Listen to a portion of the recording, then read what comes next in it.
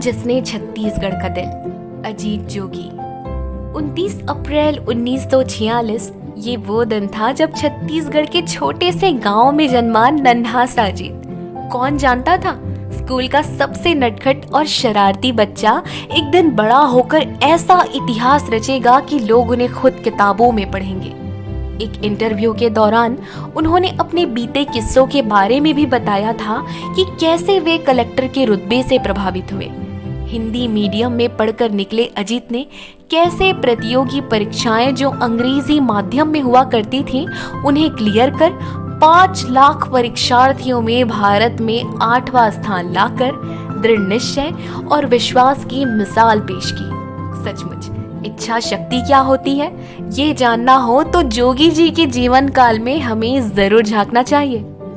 जिन्हें लोग बहुत ही सुलझे और अदब वाले व्यक्तित्व मानते हैं, वो बचपन में अक्सर अपनी शरारतों की वजह से अतरंगी पनिशमेंट पाते थे। कभी शिक्षकों से डांट डपट खाना, तो कभी कक्षा में 2 लड़कियों के बीच बिठाया जाना। नन्हे अजीत के बचपन के कई किस्से हमें गुदगुदा जाते हैं। वैसे नन्हे अजीत बचपन से ही मेधावी छात्र रहे। उनका झुकाव अच्छे और उच्च व्यक्तित्व की ओर होता रहा।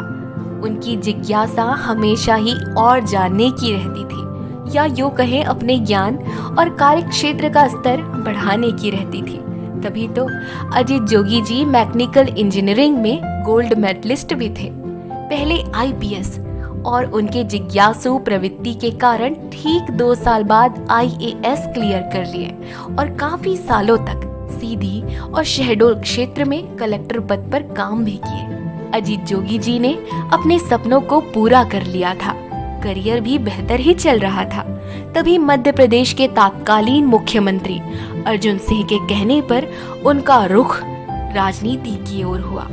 बहुत से लोगों ने उन्हें राजनीति में कदम बढ़ाने से भी रोका कि तुम्हारा करियर तो सेट है, क्यों राजनीति की दलदल में फंसना चाहते हो। ऐसे कई प्रकार के सुझाव उस दौरान उनके सामने आते रहे।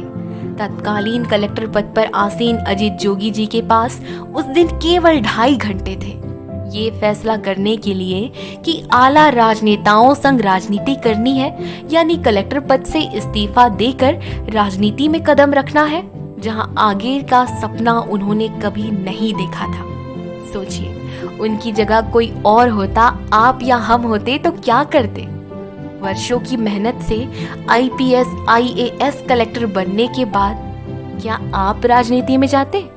खैर, ये कहानी जीत हासिल करने वाली अजित की है, जिन्होंने फैसले की घड़ी में अपनी धर्मपत्नी रेणु से बातचीत की और कहा, बताओ अब क्या करूं। तब पत्नी ने बड़े ही सकारात्मक ढंग से बातें कही, जिसमें आपकी खुशी हो और मन हो वहीं जाइए, क्योंकि मैं पेशे से प्रोफेसर हूँ। बेटे अमित की जिम्मेदारी हो या घर चलाने की, इन सब की चिंता आप मत कीजिए, मैं हूँ। अगर आपको जाने की इच्छा है तो आप राजनीति में जरूर जाइए, मैं रुकावट नहीं डालूंगी। तब अजीत जी ने अपनी पत्नी भट्ट और अपने पीए की उपस्थिति में राजनीति को चुन लिया और इस्तीफा देकर दिग्विजय जी के साथ भोपाल जा पहुंचे, जहां पहले से ही आला वर्ग उनका इंतजार कर रहे थे। इस तरह उनकी राजनीति में एंट्री हुई। 1 नवंबर सन 2000 जब छत्तीसगढ़ राज्य का गठन हुआ, तब प्रथम मुख्यमंत्री अजीत जोगी जी बने। वे पहले आदिवासी मुख्यमंत्री थे हमारे छत्तीसगढ़ राज्य के। राजीव गांधी जी के कार्यकाल में ही जोगी जी ने कांग्रेस ज्वाइन किया था। कहते हैं तभी से गांधी परिवार से उनकी नजदीकियां बढ़ने लगी थी।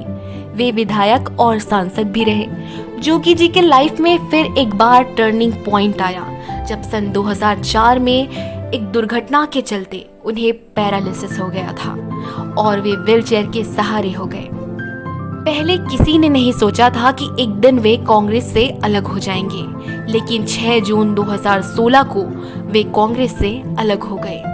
छत्तीसगढ़ जनता कांग्रेस नाम की एक नई पार्टी बनाकर 23 जून 2016 में अजीत जोगी जी ने एक दावेदार पार्टी तैयार कर ली थी। राजनीति का सिलसिला चलता रहा। इस बीच उनकी लंबे समय से तबीयत बिगड़ने की भी खबरें सामने आती रहीं।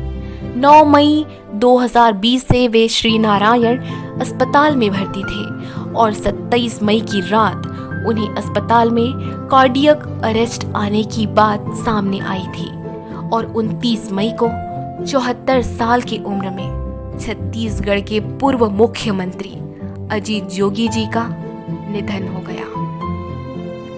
साथियों, शरीर ने केवल साथ छोड़ा है, लेकिन उनका व्यक्तित्व, उनकी कार्यशैली और उनकी जीवनी हमेशा हमारे बीच अमर रहेगी और हमेशा ही हम सबको अपने सपने पूरे करने के लिए प्रेरित भी करते रहेगी।